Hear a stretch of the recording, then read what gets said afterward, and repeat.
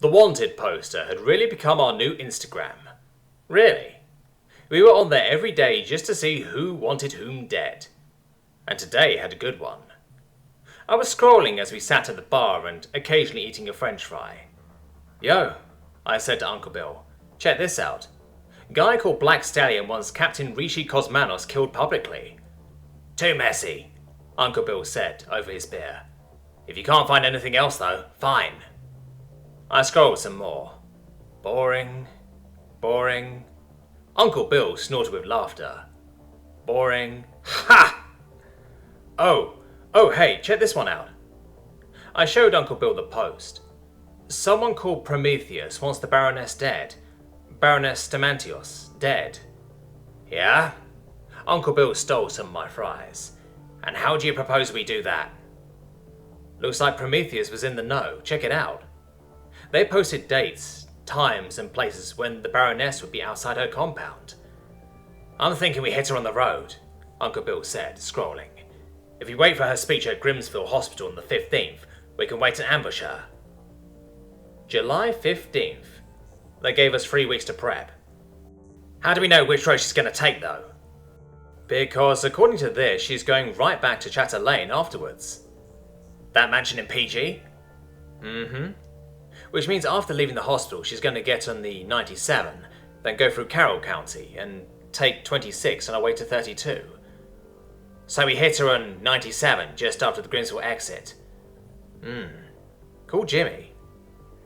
I went outside and pulled some chalk out of my pocket, drawing a purple stripe on the doorframe. Tomorrow morning, Jimmy would see it when he was walking by, and we would be in business. I, in the meantime, went to sleep. We had set up shop in the office above the Stoned Elephant. The original owner had never used it, so we squatted.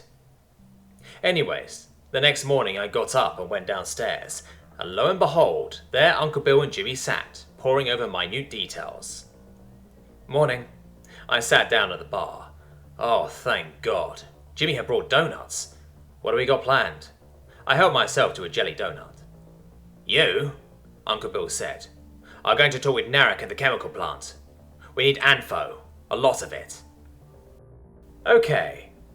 The drive up to the chemical plant was boring as fuck, but, you know, operations had to start somewhere. And the drive back was dangerous, but so is the rest of our life right now. Well, I snagged an Old Bay donut. Guess I better get going. I reached in and grabbed a few more donuts for the road. I munched the donuts that I got in the car. Like I said, the drive up was boring as hell. I took 97 down into Howard County and ran through Olney.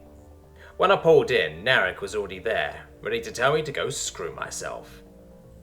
Absolutely not. The bald, paunchy Albanian man in the hard hat yelled before I even stepped out of the car. Whatever you and your gang of crazies want, I not do. Jesus fucking Christ, Narrac. You don't even know what we want. The chemical plant foreman was paranoid. You'll just bring trouble. I gave help last time. Get investigated. We just need info. This was going to be a pain, wasn't it? I don't give info. You bring me trouble. I sighed. Would you rather we come down here, steal it, and brand you a traitor to your species? Narrac's face fell even worse than it already had. It's okay, Narrac. Give me the keys. Tell the person who stole it. I'll back you up. Narrac sighed loudly and gave me the keys. It was time to get the barrels out of storage. And that started 3 weeks of work. Once we had the bombers made, we scoped the area, buried the bombers by the side of the road, and developed exfil plans for later. It was a busy 3 weeks. It was raining the day of the hit. I sat in the passenger seat of a 2015 Chevy. The driver, it seemed, had her own reasons to hate the Shulvanti. And of course, the perps are acting like it's not their fault they seduced my husband. Those bitches, I growled. The rain blattered against the windshield. Think we're here. Make a right. Yeah. Once we were parked by the house, I got up and climbed up on the roof. Now that I was all set up on the roof, I started my GoPro and phone and loaded my rifle.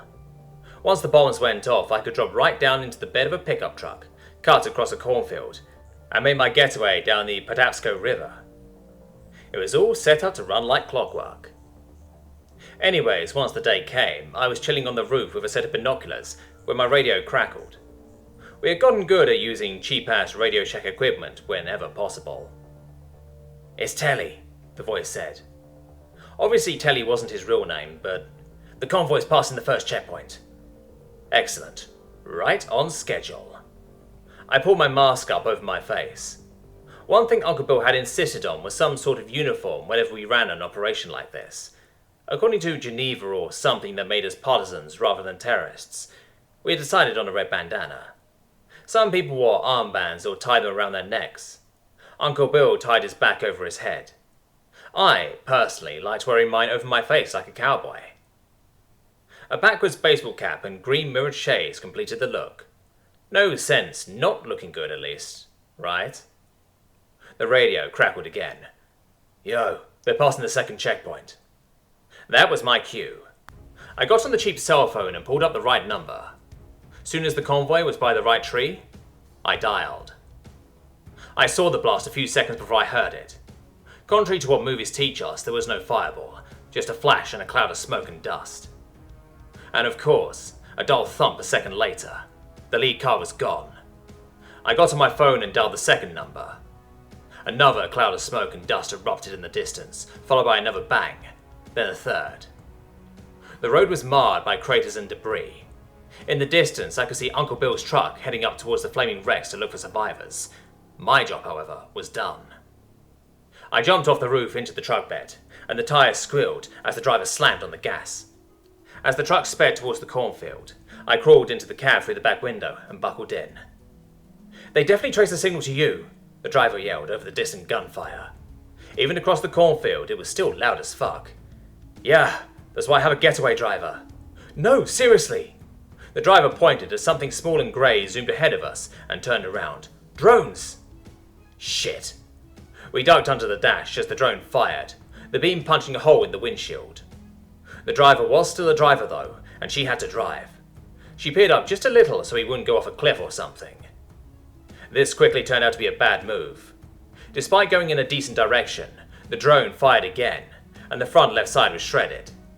The driver was thrown clear, accidentally yanking the wheel as she fell out of the truck. I reached for the steering wheel just as the out-of-control truck careened down a steep hill. You know how you're certain you're going to die, and your life flashes in front of your eyes? Yeah, total bullshit. What did happen though? The fall couldn't have been more than a few seconds, but as I fell, trapped inside the steel frame, it felt like an hour. I couldn't do much more than watch as the world spun around me. For a second, the ground was above me. Then the river rushed up to meet me. When I came to, half my face was under the water. I was crazy lucky or something. If my nose had been under the water, I'd have been dead by now. At least the water felt nice today. Small victories, right? But my biggest problem was the figures I could see moving on the shoreline and waist deep in the water. And they were coming towards me. Oh shit, oh shit. I tried to undo my seatbelt, but the damn thing was stuck. Let's see, where was my knife? That wasn't good. It must have been thrown somewhere in the crash. Shit. The Jorttovoy were now surrounding the truck. One huge purple lady smashed the windshield and held me down as another cut from my seatbelt. Lady number 2 slid a bag over my head, and the two all pulled me out and onto dry land. "This is for making me wade out into freezing water to save your ass," the one said. She pushed me over, and with the bag over my head, I had no way to see the foot that immediately slammed into my stomach. I was winded and coughing as I tried to get back up. A foot connected with my back, and I flopped back to the ground. "Samata?" the one asked. "Can't see?" "Boss lady has plans for you," the other said, as the two threw me into the back of the transport. When the bag came off, I was sitting in the chair. My wrists and ankles were tied to the chair legs. It wasn't the brightest in here, but I could see Uncle Bill tied down next to me. It seemed whoever had apprehended him had given him the same treatment I'd gotten. I was immediately worried. Uncle Bill was far older than I was. There was another Shilvanti in the room as well. "William Judd," she said. "Thomas Steinberg." "Steinberg," I corrected. I didn't care. I just felt like being an asshole. "It's Jewish." "I don't give a shit," the purple bitch snapped. Stamantios wasn't in the convoy. I didn't find out till after. Wait, what? It sounded like she was saying she'd arranged the assassination. You're Prometheus, aren't you? You heard me. I needed the Baroness dead. You tried, you failed. And now we are going to do it right. Wait, what? What was Prometheus on about? I get it, Uncle Bill said. Looks like we have a coup going on. You want to take over, so you trick us into doing your dirty work for you, am I right? You're probably even going to brand us criminals and throw us in some dark hole when we're done. What? No, what is wrong with you? The Shorvanti seemed offended that we would accuse her of such sneaky tactics. It's what I would have done. It's how things work. Now I got it. Uncle Bill was winding her up. Then your planet is insane. The perp sighed. Remember the hospital? We tried to stop it. The orbital bombing at the airport? Tried to stop it. Baroness Stamantios' administration has provided us nothing but chaos and mayhem. I'm sure you'll agree. Yeah, she had a point. You kill Stamantios. Your whole godforsaken region. Your Maryland benefits. Right. Uncle Bill turned right into a 5-syllable word. And you're doing this out of the goodness of your heart and get absolutely nothing out of it, I suppose. Isn't human sarcasm great? Oh, mysterious employer snarked. He literally said the opposite of what he meant and I still got the meaning. She stooped down and got right in Uncle Bill's face. I get the chance to run my little bit of society without an insane noblewoman and her equally insane militia running around. Believe me, the entire administration wants her gone. Up the chain to the governess of Earth. So, what's in store for us? That question had been percolating in my head since the bag came off. And call off your fucking bitches too. I could feel blood trickling from both my nostrils.